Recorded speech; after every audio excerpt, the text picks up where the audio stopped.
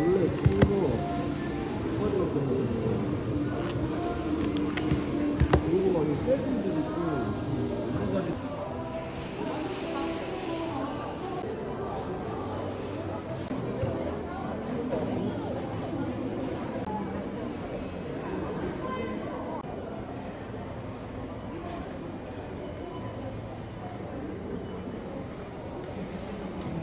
누구? 우리 Big size. 아니야 C11 I big size. 어디 이거? 스몰 C12 C11 파일인가요?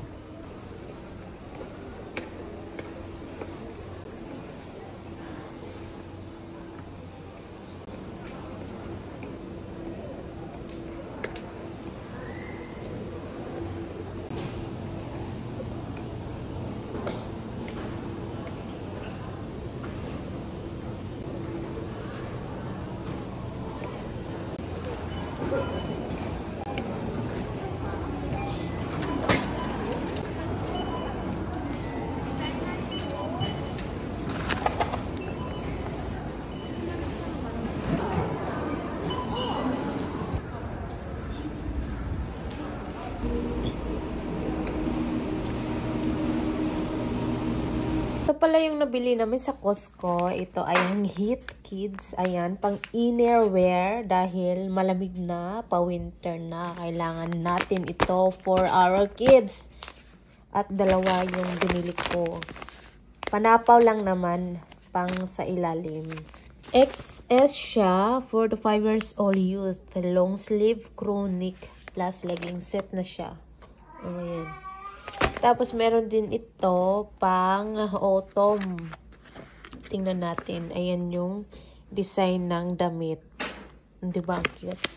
5. Meron ditong size. Ang 5 is 104. At ang kilo, 7 to 19 kilogram. Basta, okay na to. American size is mahaba and then malaki. Kaya ito na yung kinuha ko. At meron din ito, XS small jacket. Ayan yung, ganito pala ang tela pag, winter na. Ganyan, mainit. Iba-iba kasi ang mga tela sa loob. Ayan, binuksan ko na. Ganyan yung design niya. At pink pattern. Kasi yung gusto ng apa is ganyan daw ang kulay. So, siya naman ang magbabayad. So, okay na. At tinatawag siyang Heat Kids kasi sa ilalim nito is mainit. Mainit to pag nasuot. Kaya mas maganda to kapag yung mangisda ka, tas nandun ka sa bukid. Ayan, maganda to siya. May adult din. Ayan, binilang ko din si mama nito kasi ayan, nagwo-work siya. Kailangan talaga niya itong pang-heat.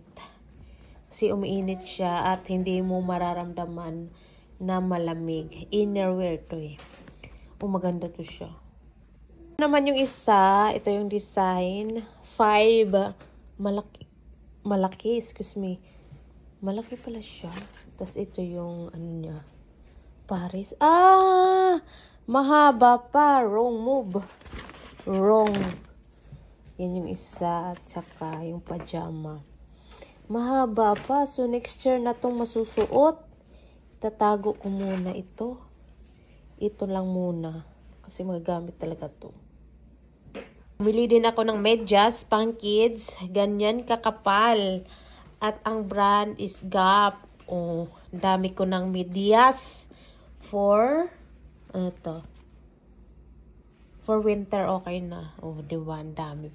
Tapos, dahil magpapasko na, may towel ako binili.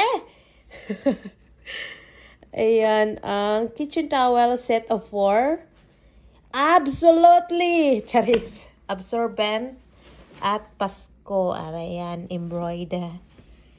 Ang style. Oh, diba? Ang galing. Ganda. For Christmas kitchen towel.